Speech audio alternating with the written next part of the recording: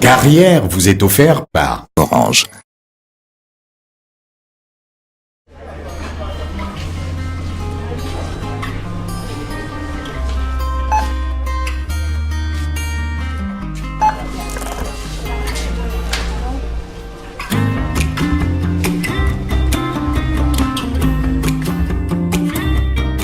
Chérie, ça devrait faire l'affaire. Parce que manquer d'argent, ça peut vraiment être gênant. Orange met à votre disposition la carte Visa Orange Money qui vous facilite l'accès à votre compte Orange Money sans contrainte. Retirez votre argent de tout distributeur Visa au Cameroun et réglez vos achats facilement et en toute sécurité. Orange.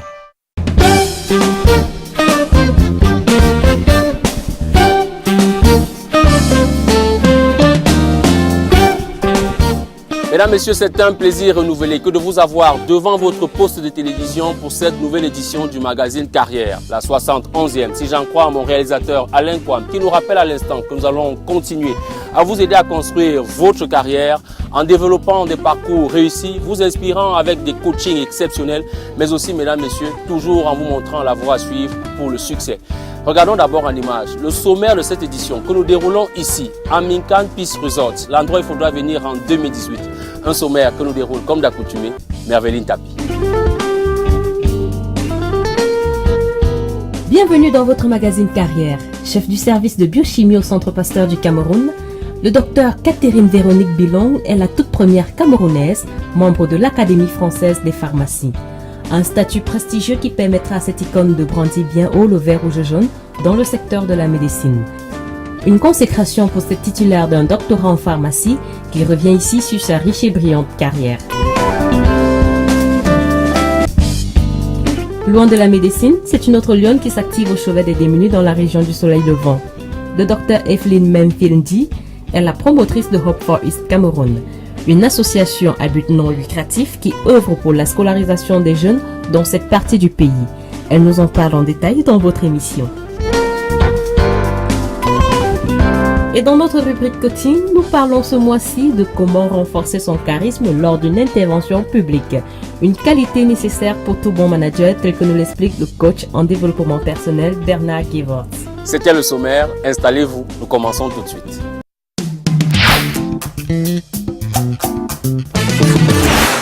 De l'espoir pour commencer cette édition, de l'espoir pour des jeunes enfants défavorisés de la région de l'Est Cameroun et qui bénéficient, grâce à une association baptisée Hope for East Cameroun, des appuis en matière notamment de scolarisation. Alors, que fait cette association? Quelles sont ses réalisations quelques 5 années plus tard? Evelyn Memphilndi en est la promotrice. Elle nous parle ici des actions et réalisations de l'association Hope for East Cameroun. C'est dans la rubrique Initiative.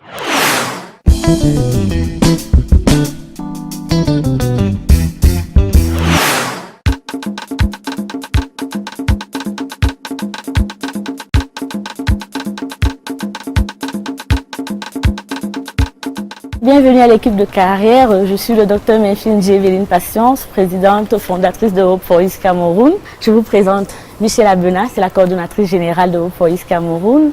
Je vous présente Madame Michelle Cécile Kebaya, c'est la secrétaire générale de Hope for East Cameroun. Mademoiselle Mungerosine, c'est la secrétaire générale adjointe de Hope for East Cameroun. Je vous présente Nelson, c'est le trésorier général adjoint de Hope for East Cameroun. Je vous présente Francine Mongui, c'est la trésorière générale de Hope for East Cameroun.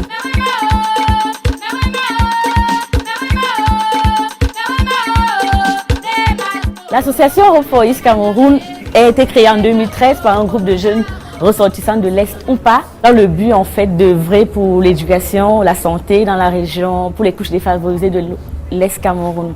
On s'est rendu compte que l'éducation, il y avait un taux de sous-scolarisation très élevé à l'Est et on s'est dit comment est-ce qu'on pouvait les assister.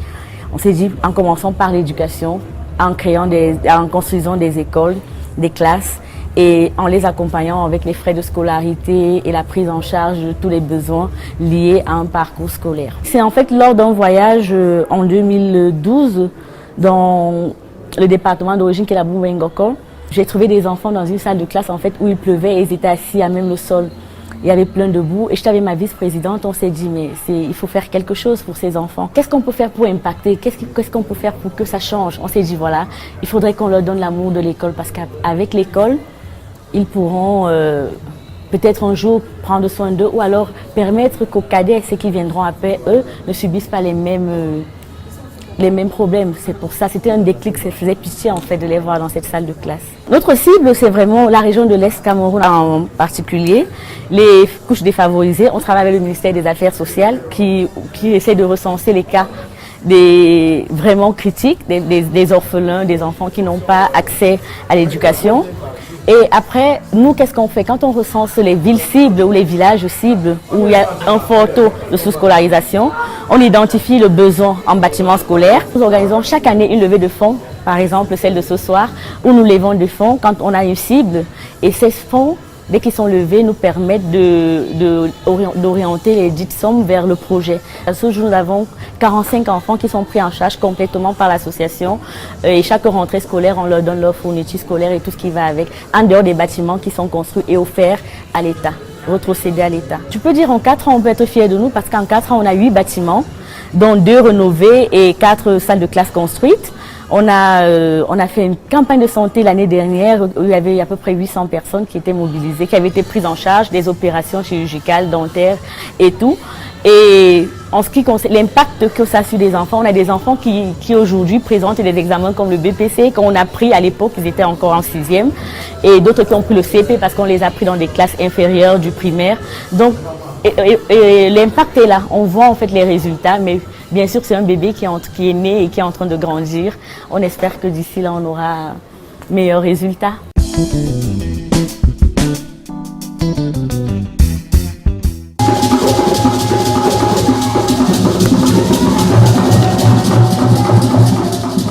On a eu du mal à faire comprendre aux gens que ça n'avait pas il n'y avait pas un caractère politique dans cette mission, en fait, dans ce projet.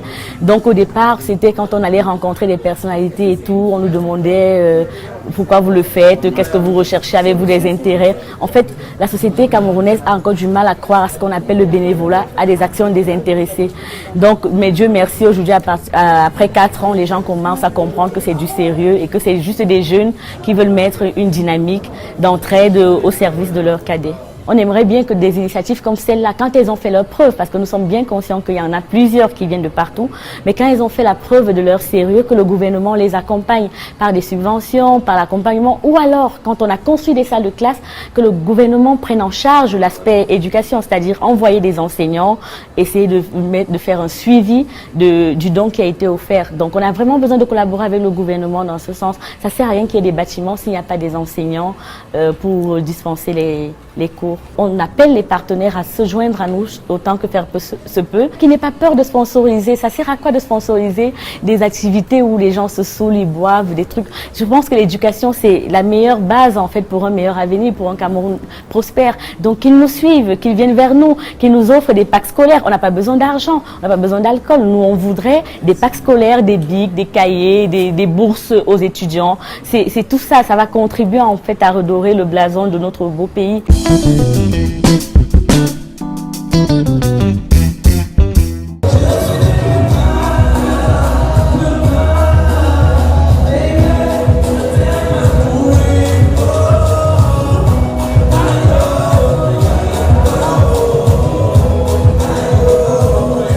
Le coût moyen long terme, déjà, si en 4 ans, on a à peu près 8 bâtiments à notre actif, cette année, par exemple, on offre une bibliothèque à la ville de Berthois, bibliothèque centre multimédia.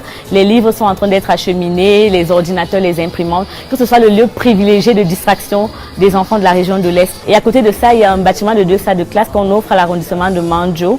Ces 2 projets sont notre perspective de 2017. Mais en dehors de ça, on voudrait grandir. On a par exemple un lot de médicaments assistés du côté de la santé des personnes malades. On s'est dit si les parents sont malades, personne ne pourra s'occuper des enfants. Donc il faudrait aussi les soutenir dans le domaine de la santé. Donc à long terme, c'est d'avoir une école construite dans chaque arrondissement de la région de l'Est. Et si besoin, parrainer à peu près 100 enfants. Si parmi ces enfants, nous en avons 10 qui ont réussi, nous aurons atteint un objectif parce que ces 10 pourront être demain des leaders qui pourront sortir leurs cadets de la pauvreté.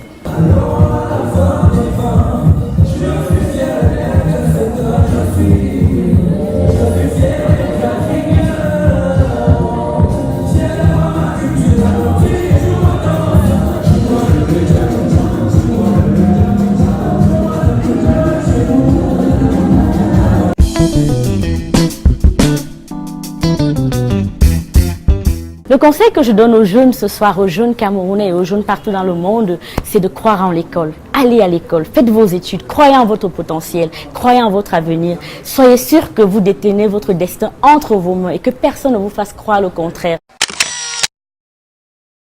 Parlons à présent de formation, mais notamment découvrons un métier qui peut vous permettre de recréer un espace réel comme celui-ci, ce décor naturel, en véritable espace virtuel. Donner vie à ce qui n'en a pas, mais surtout faire des montages exceptionnels, c'est ce que réalise un visual artiste. Découvrons ce métier en compagnie de Rodrigue Fotso. Il est l'un des professionnels en la matière au Cameroun. Il dirige notamment les studios Iboga. Il nous parle donc du visual artiste dans la rubrique métier de cette édition de Carrière.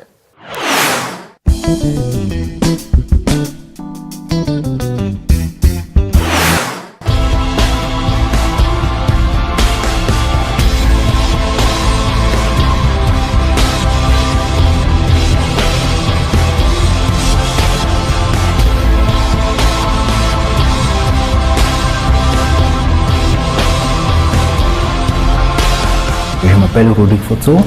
Je suis cofondateur du studio Iboga et j'exerce en tant que visual CG artiste. Généralement on parle d'infographiste, mais c'est un peu réducteur.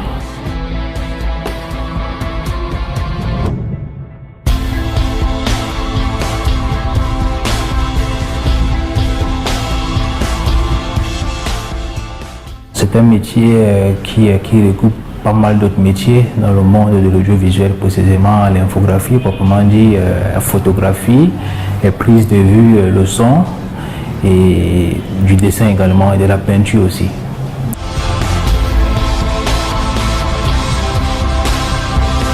Dans notre pays, en fait, on a beaucoup plus de formations axées sur l'infographie et le montage vidéo. Et il y a une école qu'on appelle Don Bosco qui forme également pas mal de jeunes. Mais moi, je conseille beaucoup plus des écoles étrangères qui sont les masters dans ce domaine, précisément des écoles comme Newman, qui est aux États-Unis, mais malheureusement qui coûte extrêmement cher. Des écoles comme AVFX également en France, qui forment également dans ce métier. Notre système scolaire, malheureusement, n'intègre pas le volet art. Donc du coup, on a une seule école qui est en Balmayo, précisément une structure italienne qu'on appelle Nina Gianetti, qui forme précisément dans les métiers de l'art, sculpture, céramique et peinture en quelque sorte. Le processus de formation est assez simple, c'est-à-dire vous n'avez pas besoin forcément d'un diplôme quelconque pour pouvoir commencer à exercer ce métier.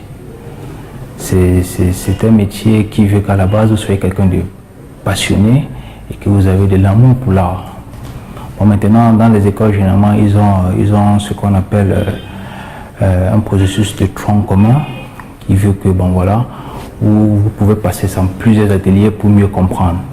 Vous avez l'éducation à la couleur, vous avez l'éducation à la géométrie descriptive également. Vous avez également ce qu'on appelle l'histoire de l'art, parce qu'il est important de connaître comment ça fonctionne dans le monde, comment est-ce que les masters ont commencé et ainsi de leur cursus en quelque sorte pour mieux édifier l'élève et pour mieux le préparer à savoir ce qu'il veut faire. Maintenant, il y a des spécialisations dans le domaine. Généralement, des écoles à l'étranger, vous avez un cursus d'1 an, je crois que c'est 1 à 2 ans, C'est généralement la 4e année qu'on se spécialise. 1 à 2 ans, par contre, vous pouvez toucher pas mal de secteurs, concernant l'initiation au dessin, l'histoire de l'art, comme j'ai dit tout à l'heure, l'éducation de la couleur et tout ce qui peut suivre. Également, vous avez maintenant le choix de vous spécialiser à la 4e année sur des logiciels bien précis. À savoir, par exemple, je ne sais pas si vous voulez vous axer uniquement dans la création graphique, c'est-à-dire la PAO, comme on l'appelle généralement ici, si vous voulez vous spécialiser uniquement dans du VFX, c'est-à-dire images de synthèse, trucage dans le cinéma.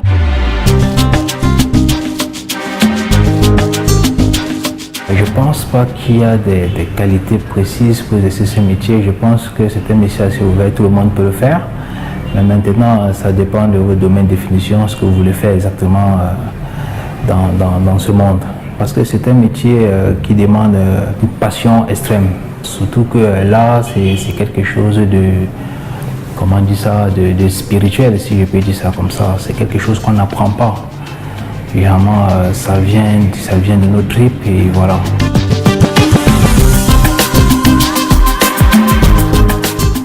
C'est un métier qui rapporte énormément, ouais. Surtout que c'est un talent qui est rare. Du coup, je pense que quand vous comprenez le système économique dans lequel vous évoluez, je vous assure que vous gagnez énormément votre vie. Parce que je pense que le plus important, c'est d'anticiper vos choix concernant la demande sur le marché. Parce qu'on peut constater aujourd'hui que pas mal d'agences de com sont en train de naître. Il y a des nouveaux réalisateurs qui viennent sur le marché, il y a des gars qui font pas mal de clips vidéo. Donc je pense que c'est un secteur, franchement, si vous apportez quelque chose d'assez abouti, vous ne pouvez pas manquer de quoi vivre.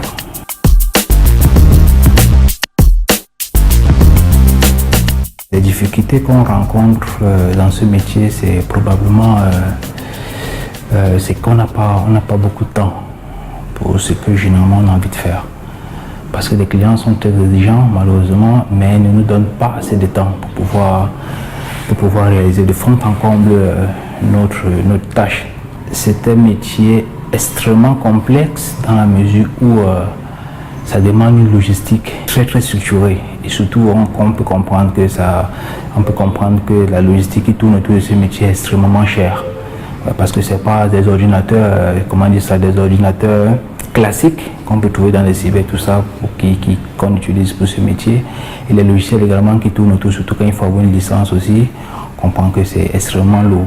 C'est un métier qui ne se paye pas également à sa juste valeur. Donc ce qui fait qu'il faut être quelqu'un de très vif dans le secteur pour pouvoir amasser pas mal de clients de partout, pour pouvoir réussir à combler vos charges.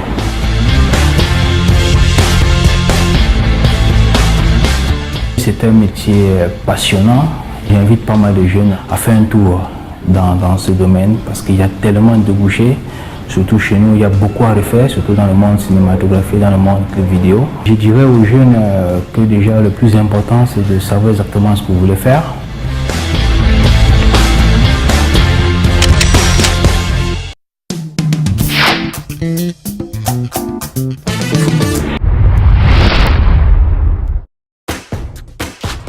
On souhaiterait tous faire des opérations de paiement mobile en temps voulu.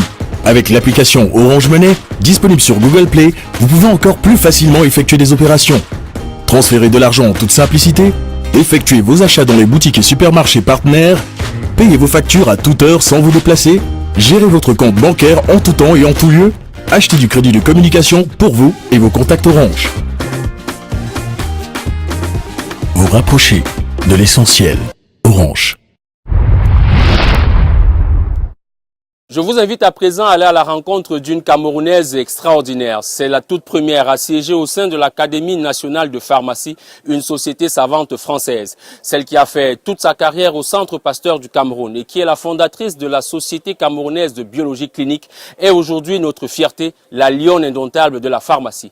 Rencontre avec une femme d'exception, passionnée par son métier et déterminée à porter haut le flambeau du Cameroun. Elle dit sa gratitude à tout le monde, revient sur ses succès mais également les échecs qui ont jalonné cette trajectoire extraordinaire. Entretien portrait avec le docteur Véronique Catherine Bilon dans la rubrique Success Story que je vous invite à suivre très attentivement.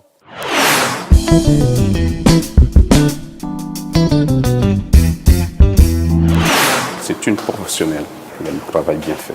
C'est une femme dynamique, elle est attentive.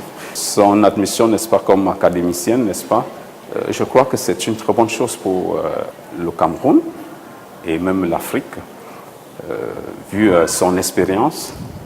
Je crois qu'elle pourra, n'est-ce pas, aider l'État du Cameroun, n'est-ce pas, à mieux asseoir les stratégies. C'est une personne, je pense, qui a beaucoup de qualités, qui a une maîtrise des connaissances scientifiques, qui a le goût de rechercher les nouvelles technologies, le goût de l'innovation un peu, bon, et en même temps de pouvoir partager, parce que je pense qu'elle a été celle qui a fondé la Société de biologie clinique ici au Cameroun. Sa nomination, c'est une belle nomination et qu'elle la mérite vraiment amplement. Et pour le Cameroun, j'ai confiance en elle, qu'elle se fera le porte-parole et qu'elle pourra nous ramener ici au Cameroun les meilleures technologies, les meilleures avancées dans la santé et de pouvoir faire évoluer la santé, notamment la santé des populations. On a tous quelque chose en nous de Tennessee, cette volonté de prolonger la nuit, ce désir fou de vivre une autre vie, ce rêve en nous avec ses mots à lui. Je suis Dr Catherine Véronique Bilon. Je suis citoyenne camerounaise. Je suis originaire de la Sénégal-Maritime. Je suis née il y a 57 ans à Garoua en 1960. Malheureusement, ni mon père ni ma mère ne sont encore en vie. Mais c'est des gens qui nous ont toujours boostés. Mon père, il était ingénieur du génie civil. C'était quelqu'un de très rigoureux, qui nous a appris le respect d'autrui. Et comme héritage, qui nous disait toujours, je ne vous laisse pas d'argent, je n'en ai pas, je suis fonctionnaire. Ce que je vous laisse comme héritage, c'est l'amour. L'amour fraternel. Et je crois que c'est cet amour que je partage depuis longtemps qui me permet d'arriver jusque-là.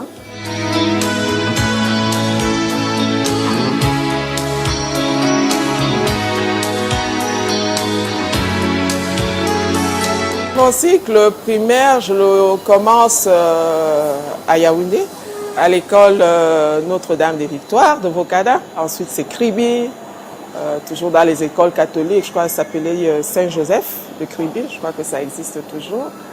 Ensuite, c'était l'école publique de Bafia, où j'ai eu mon certificat d'études primaires et le concours d'entrée en 6e. À Bafia, j'ai eu un maître d'école qui s'appelait Monsieur Seyi, qui m'a beaucoup marqué. C'est lui qui m'a appris l'hymne national du Cameroun, parce que je n'arrivais pas à chanter.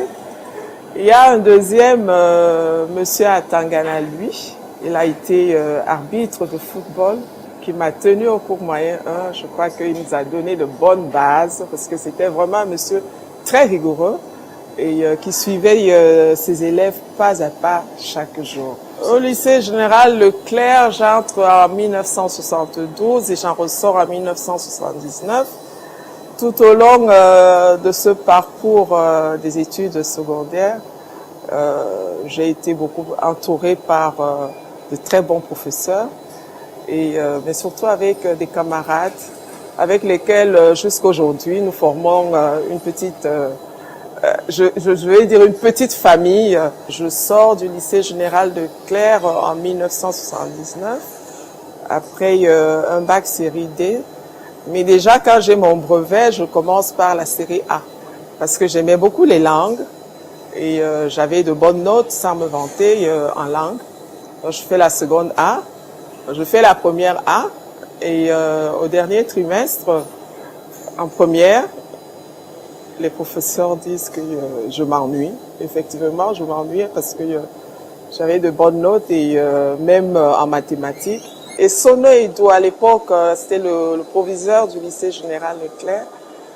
Il propose donc que j'aille en D ou en C. Je me dis D ou C au dernier trimestre, première pour aller faire le probatoire. Mais je me suis dit, bon, tant qu'à faire, allons-y. Donc j'ai fait donc le dernier trimestre en série D et j'ai eu mon probatoire. Après, j'ai eu le bac D avec mention. Très honorable.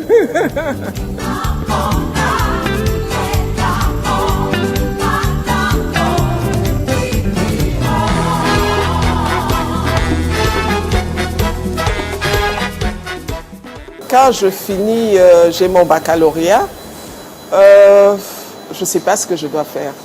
Je commence par dire que je vais faire ingénieur céramique. Mon père me dit, mais attends, au Cameroun, ça n'existe pas, tu vas travailler où et tout. Après, je dis, bon, mais, je vais être pilote. Pilote d'avion. Il me dit, une femme pilote au Cameroun, en Afrique. Ma fille, qu'est-ce que tu vas chercher là? Je lui dis, bon, je ne sais pas, je cherche encore. Après, un beau jour, je lui dis, bon, écoute, j'ai trouvé, hein. Je crois que j'aimerais voir sous le microscope les petites bêtes, regarder un peu le taux des constituants dans le sang et tout. Alors là, lui-même, il trouve le mot, moi, je ne connaissais pas. Il me dit, c'est la biologie médicale. On appelle ça biologie médicale. Tu peux faire médecine ou pharmacie. Il savait déjà à l'époque que pour être biologiste, il faut être médecin ou pharmacien. Je lui ai dit, je préfère pharmacie parce que là, il y a aussi les plantes, on étudie aussi les plantes et tout ça. Et c'est comme ça que je choisis dans la carrière pour commencer dans les études de biologie médicale et de pharmacie. Et à l'époque, il n'y avait pas de faculté de pharmacie au Cameroun. Donc, je vais donc poursuivre mes études à l'étranger, notamment en France. C'était en 79. Donc, quand j'arrive à Montpellier, je regarde la ville, je dis, qu'est-ce que je suis venue faire ici? J'aurais mieux fait de rester chez moi. Bon, on va à la faculté. J'avais pas de préinscription, mais le bac camerounais était une valeur sûre. Une valeur sûre dans ces années-là. Donc, quand j'arrive sans préinscription et tout, on va voir le doyen de la faculté de pharmacie. On lui dit qu'on n'a pas de préinscription, mais voilà, elle veut commencer ses études de pharmacie, elle voudrait faire biologie. Il regarde juste les notes que j'avais eues au baccalauréat et on m'a inscrite tout de suite. Et c'était le 19 septembre 1979. Quand je suis inscrite le 19 septembre, le 20, le doyen me rappelle à la faculté. Je viens à la faculté et surprise, on m'offre un gâteau d'anniversaire parce que le 20 c'était mon anniversaire. Quand je reste là, je dis, ah mais Montpellier que je n'aimais pas au départ, je crois que je vais bien m'y plaire parce que s'il y a un accueil comme ça dans une faculté aussi renommée, parce que c'est une faculté du XIe siècle, je donne m'accueil comme ça, moi étrangère, c'est un signe. Donc, je reste à Montpellier, donc je commence mes études à Montpellier. La première année, je vous avoue, c'était pas évident. C'était pas évident, mais même au niveau des études, je me rappellerai toujours mon premier TD. J'ai 4 sur 20. Ah, je reste comme ça, je me dis, mais c'est pas possible. 4 sur 20 venant du Cameroun et tout. Et je me rappellerai, une semaine après, on devait constituer des binômes. Alors tout le monde s'écarte. Je reste toute seule dans mon coin, personne ne me veut comme binôme. J'appelle mes parents, je dis, j'ai eu 4 en PD. Vraiment, et là, personne ne veut de moi comme binôme et tout. Mon père, paix à son âme, il commence à me faire des petits exercices au téléphone pratiquement tous les soirs en mathématiques et en sciences physiques. 2 semaines après, le deuxième TD, j'ai la première note 18. Alors je vois tous mes camarades, ah non, on veut être ton binôme, on veut être... Je dis non, mais maintenant c'est moi qui choisis mon binôme. Vous n'avez pas voulu de moi. Donc c'était dans de très belles années à Montpellier que j'ai passées. Donc j'ai poursuivi donc mes études. J'ai eu mon diplôme d'état de docteur en pharmacie en 85 et parallèlement j'ai commencé donc à me spécialiser en biologie médicale. Et après donc cette spécialisation en biologie médicale, j'ai exercé des fonctions internes dans les hôpitaux de Montpellier. C'était une période très heureuse.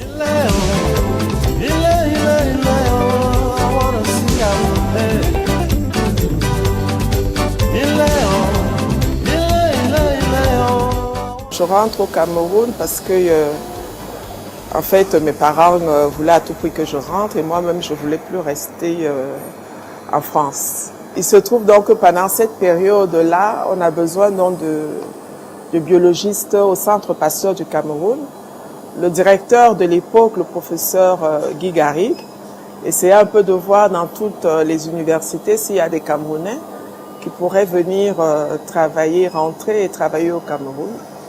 Et c'est comme ça donc que je suis contactée par le professeur Guy Garrigue, qui contacte donc mon père et à l'époque le vice-ministre de la Santé, Madame Basson, qui les contacte donc et je rentre donc au Cameroun en janvier 1988. Quand j'arrive, je suis affectée au laboratoire de biochimie, toxicologie, bromatologie et en immunocérologie, où j'étais assistante. Et ensuite, je suis devenue chef de service jusqu'en 1994. En 1994, j'ai une parenthèse CPC où j'exerce juste des vacations parce que j'obtiens l'autorisation d'ouvrir une officine. Donc, je vais donc ouvrir mon officine à Douala.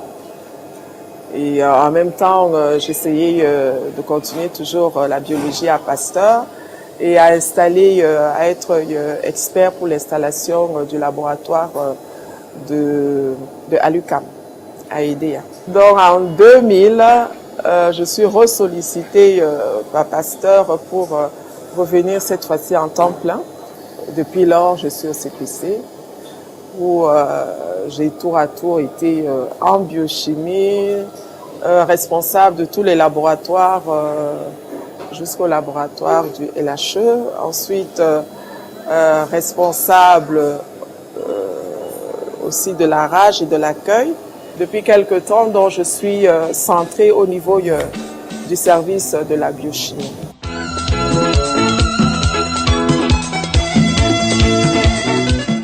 J'ai exercé des fonctions administratives. La première, c'était en 2004, au départ du docteur Tonon. Le ministre me fait l'honneur de me désigner comme directeur général par intérim.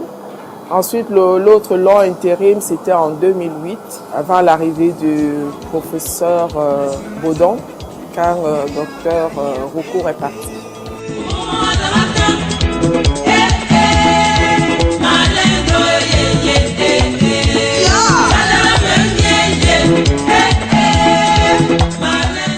À côté de l'expérience exercice de la fonction de la biologie médicale, il y a aussi ce partage que je fais depuis quelque temps des connaissances. Je suis enseignante.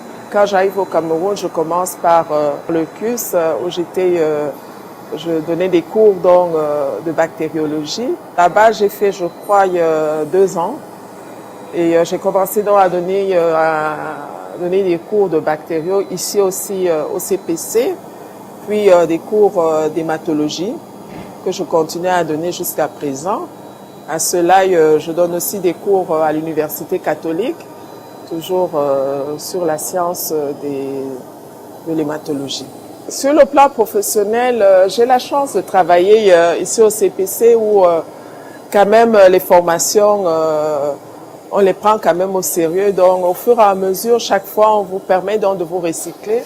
Donc cela me permet donc de participer donc à pas mal de congrès scientifiques et ainsi j'actualise donc toutes les connaissances au niveau donc de la biologie et tous les problèmes de santé publique qu'il peut y avoir. Donc il y a quelques années, en 2008, j'ai pensé avec quelques collègues biologistes qu'il fallait prendre l'initiative de créer une société savante qui s'appelle donc la Société camerounaise de biologie clinique.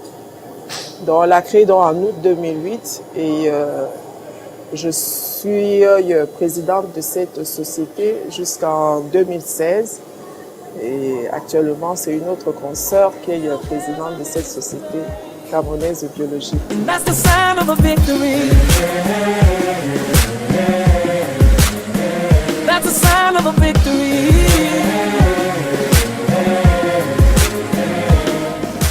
Vous êtes la première représentante du Cameroun dans notre compagnie, première camerounaise à être membre de l'Académie nationale de pharmacie. Bravo.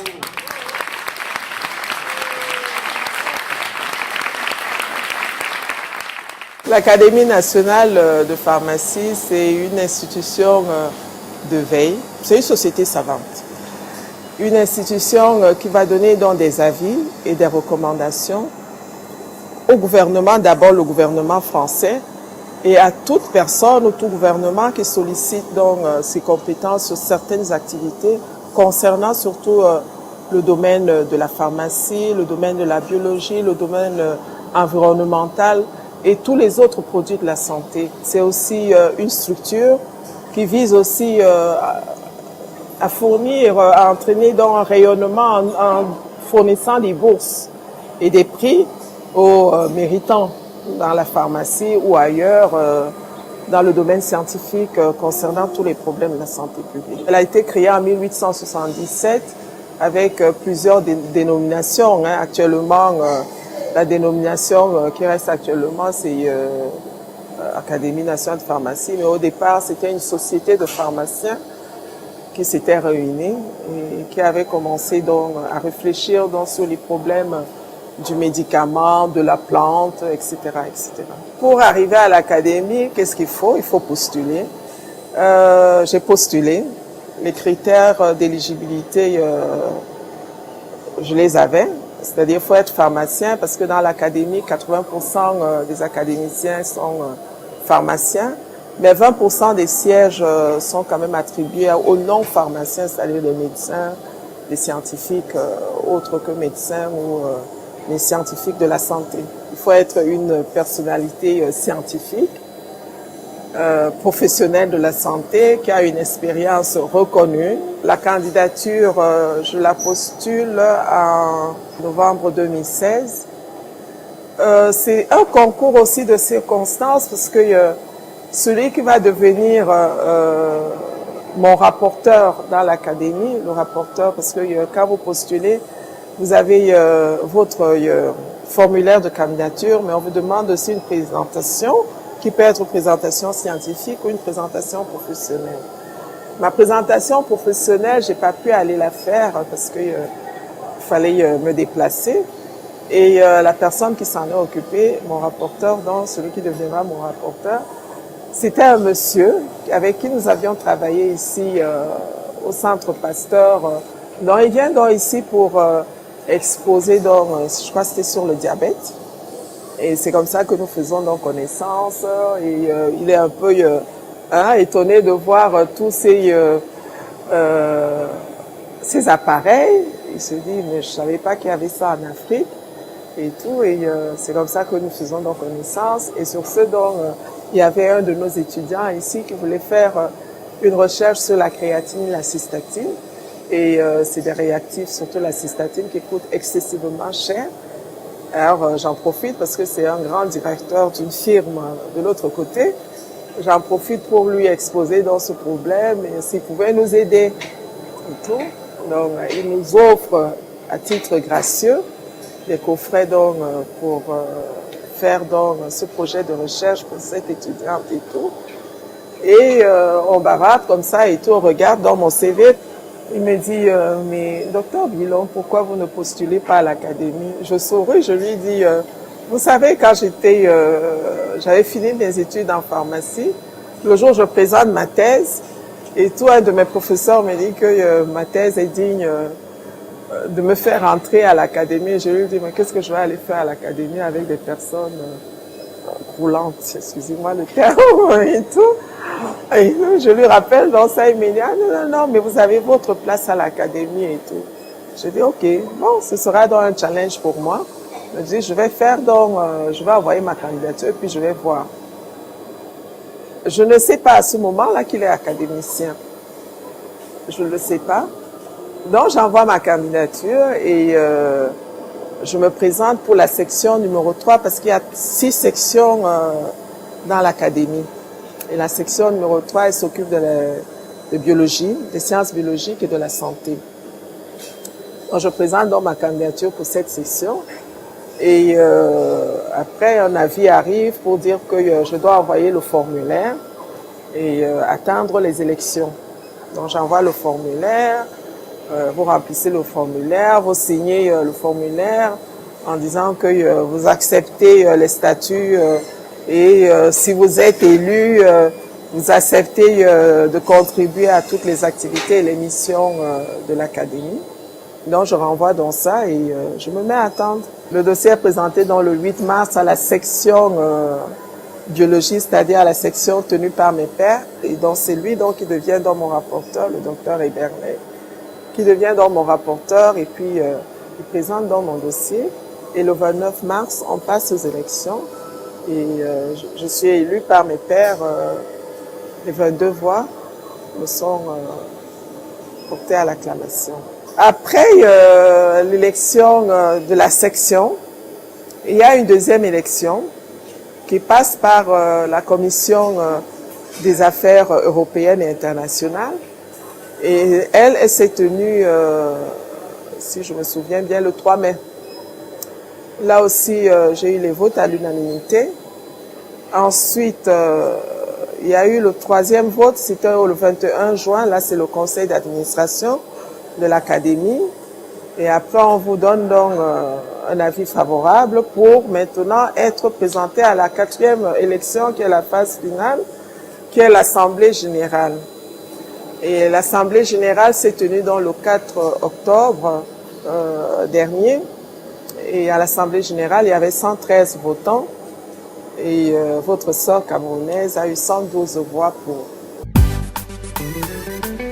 Merci Seigneur.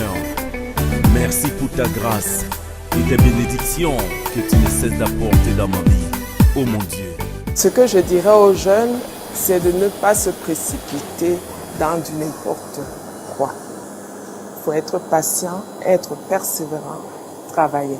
En général, le matin, quand je me lève, je dis au Seigneur, donne-moi la sérénité d'accepter ce que je ne peux pas changer et le courage de changer ce que je peux changer.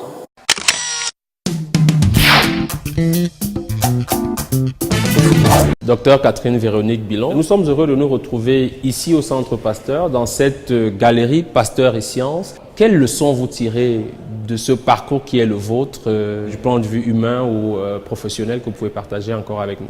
C'est d'abord beaucoup d'humilité. Une leçon d'humilité, une leçon donc de respect.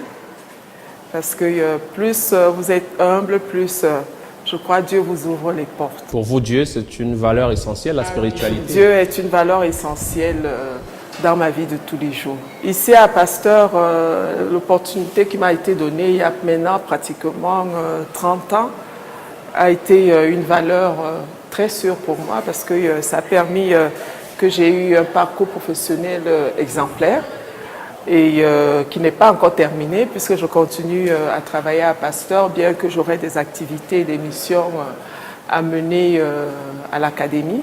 Maintenant, avec tout ce qu'il y a comme nouvelles technologies, donc on peut travailler par visioconférence, on peut travailler par le net. Et je m'apprêtais à vous demander quel est l'avenir pour vous, comment se dessinent les perspectives lorsqu'on est désormais académicienne? Comment ça va se passer? Ça va se passer comme ça se passait, c'est seulement que j'aurai encore plus de travail que j'en avais avant, puisqu'il y a souvent des séances thématiques sur des thèmes bien précis. Et sur les thèmes que j'ai choisis pour cette année, ce sont les anémies et le diabète. Que peut attendre le Cameroun de votre présence au sein de cette académie? Au nom du Cameroun, parce que l'apport de l'académie, ce seront des échanges entre les deux nations, c'est-à-dire la France et le Cameroun, puisque de l'académie, je vais apporter tout ce qui est actuel dans les problématiques de la santé, puisque chaque fois, eux, ils font une veille scientifique pratiquement tous les mois. Parce qu'il y a une séance, de temps en temps, il y a 2 séances par mois. Dans cette veille scientifique, tout ce qui est actualité, je vais rapporter ça au Cameroun. Et le Cameroun, quand il y a une problématique qui se pose, moi aussi j'apporte ça sur la table pour que ce soit donc une plateforme d'échange pour nous donner des avis, pour continuer à résoudre les problèmes de santé au pays.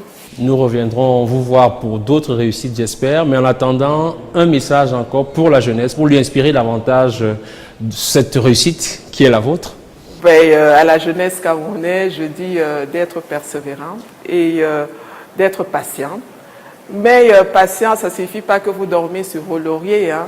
Ça signifie qu'il faut quand même travailler. Lorsqu'on a des objectifs à atteindre, il faut y aller avec passion et ne pas prendre des raccourcis qui ne vous mèneront à rien.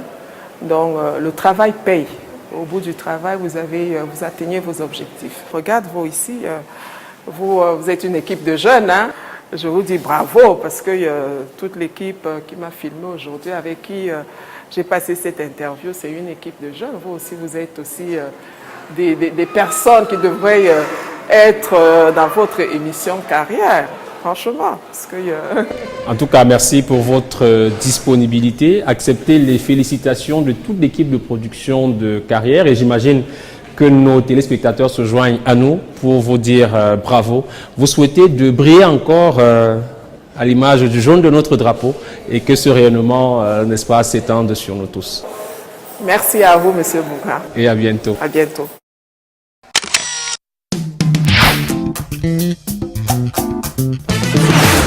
Parole à présent à un expert sur une question qui préoccupe de plus en plus. Comment réussir sa prise de parole publique? Il faut savoir qu'il s'agit ici d'avoir du charisme. Alors, la grande question, c'est de savoir comment renforcer son charisme. Bernard Guévot, notre coach en développement personnel pour cette édition de Carrière, nous dit qu'il s'agit essentiellement de renforcer la voix, la posture et le regard. Conseils et astuces dans la rubrique coaching sur le charisme dans cette édition de Carrière.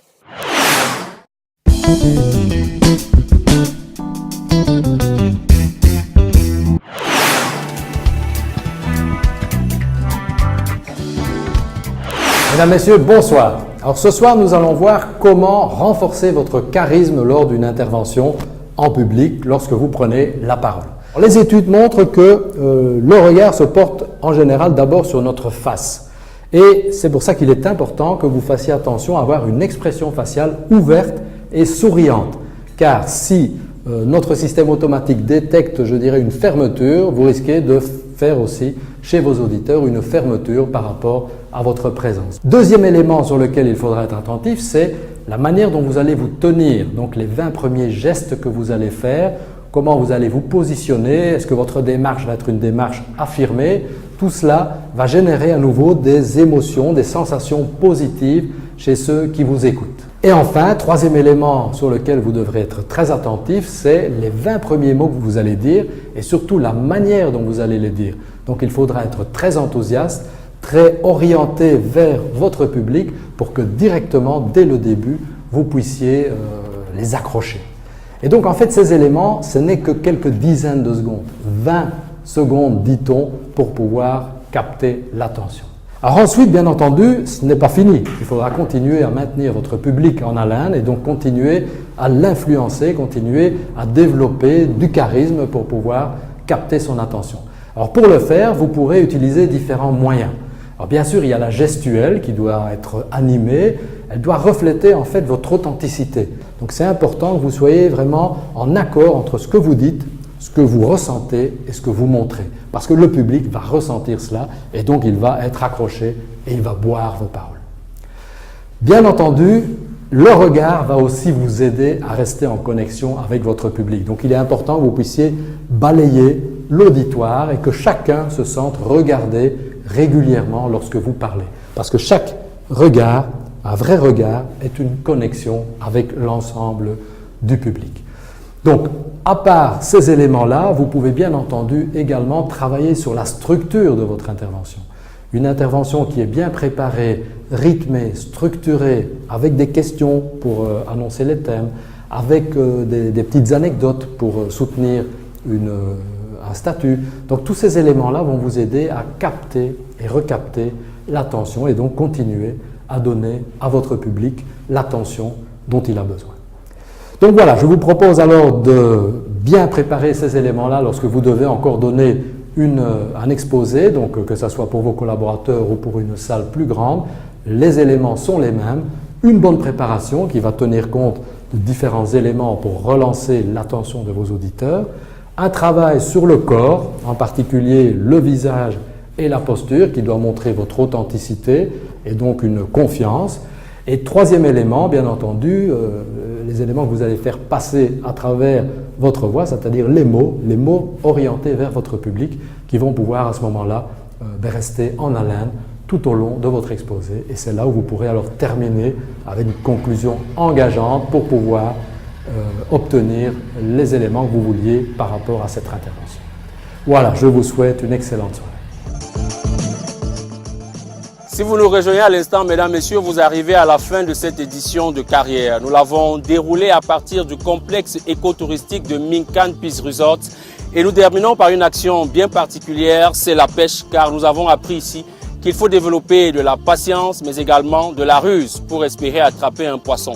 Un moment déjà que notre hameçon est dans l'eau et nous espérons avant la fin que nous allons pouvoir nous aussi réussir cette action de pêche. Nous vous souhaitons donc plein de choses en 2018 dans votre carrière et je vous l'ai dit, mesdames, messieurs, patience et ruse, ainsi vous ne raterez aucune bonne opportunité.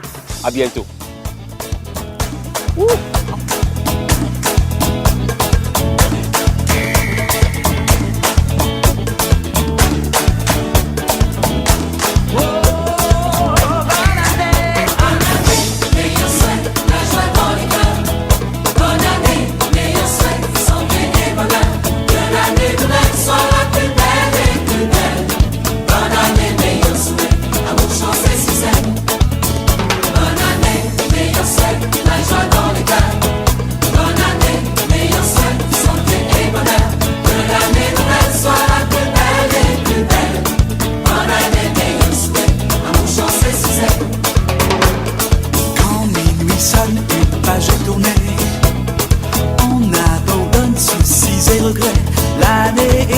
Vive la nouvelle année. Carrière vous est offert par Orange.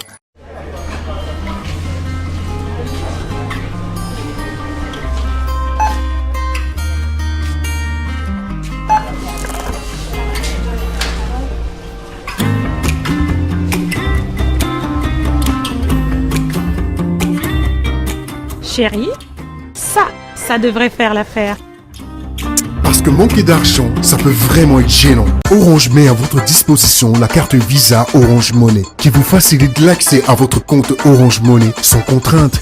Retirez votre argent de tout distributeur Visa au Cameroun et réglez vos achats facilement et en toute sécurité. Orange.